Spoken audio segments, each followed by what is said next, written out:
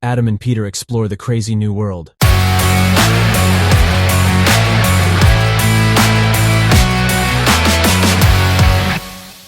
Peter, this time it's all about McKinsey. You found a study where McKinsey guys talk about generative AI. So what are the results? What are the surprises? Okay, maybe not sure what a surprise. Yeah, sometimes I would say a bit of a surprise it was for me, indeed. It's called the State of AI in 2023, Generative AI's Breakout Year. And the study is from August 1st, 2023. So pretty fresh. Pretty new, yeah. And it is what he looked into is like, how do companies use generative AIs at the moment? How much do they adopt it globally? And also some details about kind of the age of the people, the role they have, the gender. We come to this in a second. But the most important thing they found as kind of a surprising thing, as these generative AI tools are not so long on the market yet, is they say 1/3 of the respondents to the question they asked their folks about, they say their organizations are already using generative AI regularly in at least one business function. And that's incredibly fast adoption for technology that's less than a year old. 40% say their organizations will increase investments. And only 32% say that they're mitigating risks around inaccuracy of generative AI. And you know, there's a lot of debates about the fake stuff. And if they use it to that extent and want to invest, that only 1/3 really concerns about the fake thing and the accuracy is something that was surprising for McKinsey, and I also found it's a bit of surprising. What do you think? But it's probably not a contradiction. You can still be on. Probably the question is not clear and not well designed enough, because I can still be the opponent of having more generative AI in my company, but I still can be the one who tries to mitigate the risk. So why is this one question?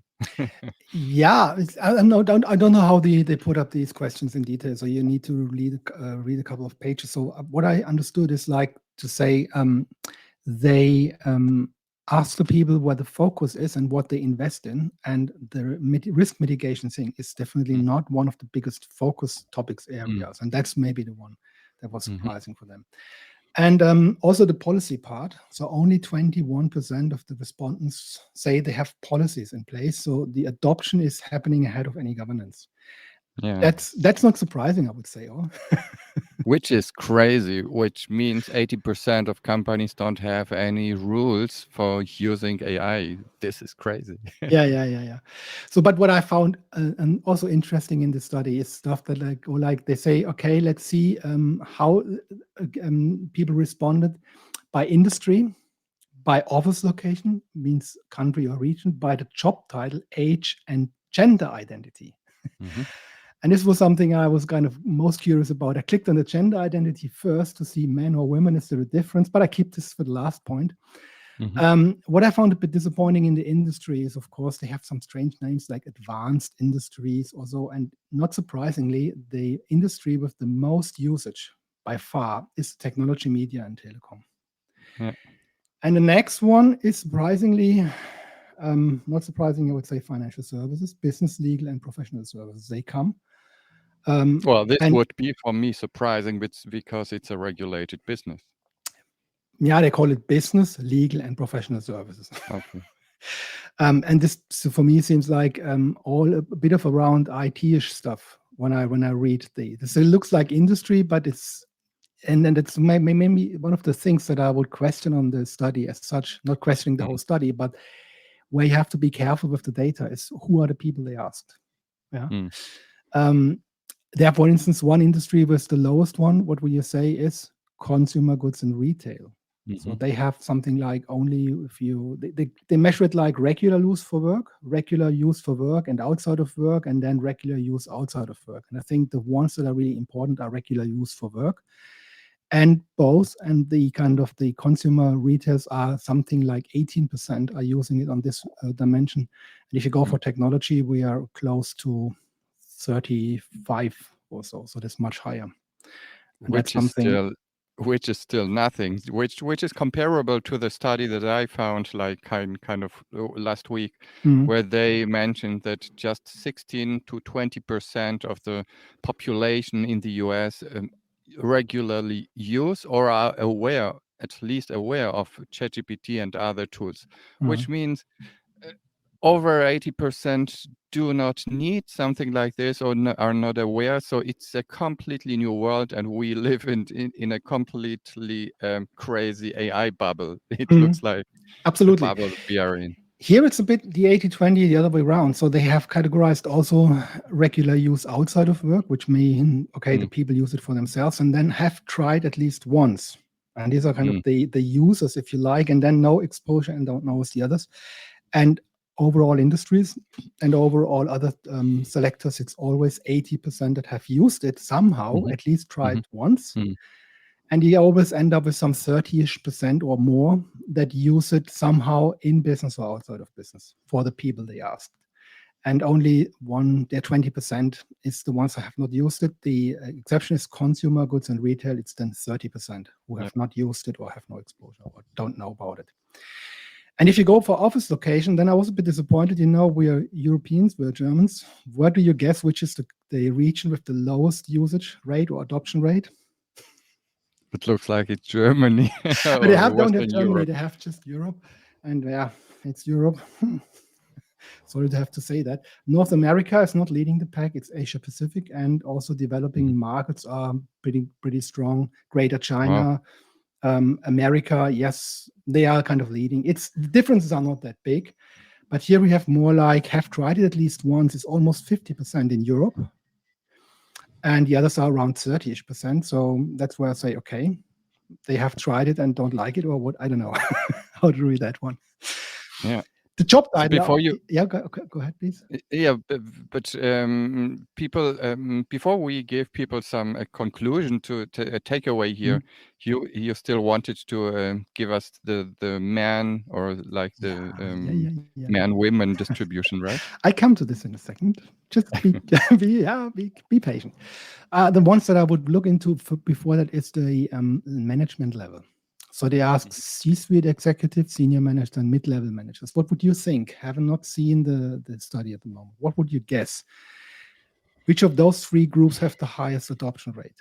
C-level, senior management, or mid-level managers? Mid-level managers. Right. Is it right? It's right. The difference are not big, but that's the one with the highest adoption rate, right? So well, it's not surprising because the higher you are, the busier you are, the less prone you are to maybe even knowing that you need an assistant like constantly in your daily life. Maybe it's a combination of all these things. Yeah, that's the point. So, but if you look into have at least tried it once, so all the C levels are not so bad. 20%, not 80% have used it or tried at least once. Senior managers 18 to 82, and the mid-level managers are the ones with 23 to some 77 or so. That's similar. So again, here the differences are not that high, but you're right. The mid-level managers are the ones that have a bit of the highest usage inside of the business. Senior managers are pretty close. The mid-level managers are also the ones who use it regularly outside of work. Age, the last one before I come to gender, is like they have called it born in 1964 or earlier. So I think these are the baby boomers, if I'm not mistaken. Then 65 till 80s. And then we have the born 1981 till 96. So three categories.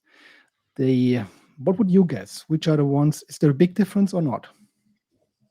Well, the younger, the more prone to using AI, I guess. Absolutely. It's not surprising here, but the born in 1964 earlier are also the ones, if they have the kind of not exposure, is 27%.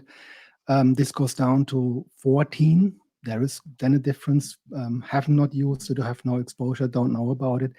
Where's the difference? But still, I was surprised how small the differences are. And now for the final one, ladies and men. What do you guess? Who are using it more and not more? Is there a difference? Well, on Reddit, and on Reddit, like on a daily basis in the ChatGPT community, it looks like it's 99% men who write there. So maybe I am biased here, but I would say like it's a huge majority of men who are using AI. Absolutely. So if I now compare the numbers, but you will see there's not much of a difference. So if I go regularly used for work, men 8% and women 12%. So obviously a bit more regular use of work. Work and outside of work, men 16, women 15. And regularly outside of work, men 16, women 6. Maybe the 10% more are the ones who are creating the mid-journey pictures. And then men have tried at least once, 37. Women 46. So again, like in Europe, they've tried it, don't like it.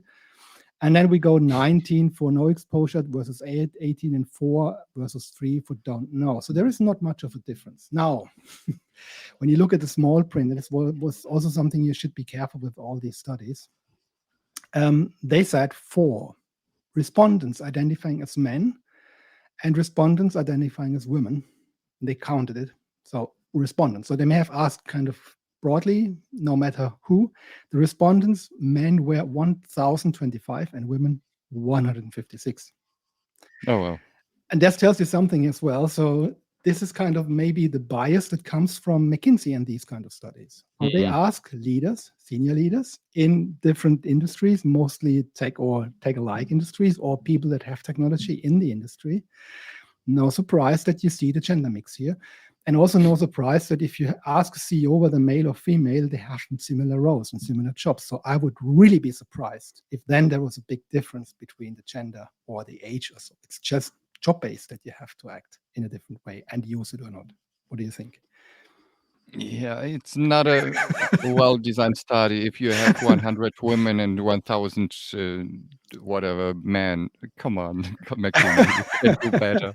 It could be better balanced, but it tells also about the respondents and the macro, kind of the microcosmos this study comes from. So all as kind of a lessons learned out of this session today. So there is, of course, things happening in the market. There's generative AI is being used, at least if you ask the people they asked.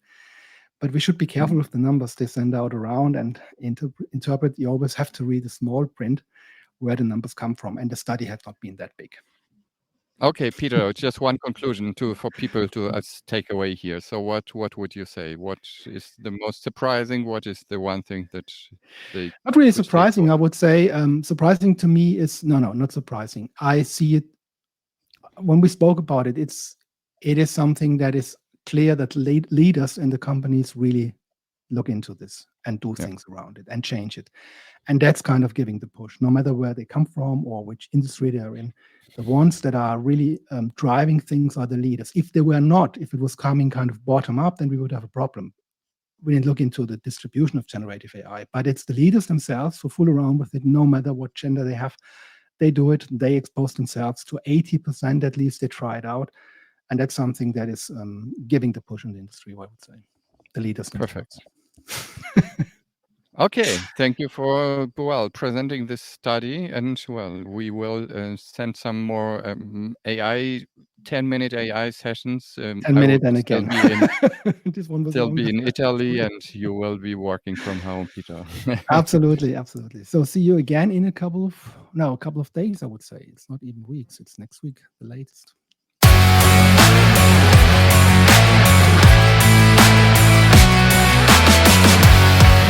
Stay tuned. There is more crazy stuff coming soon.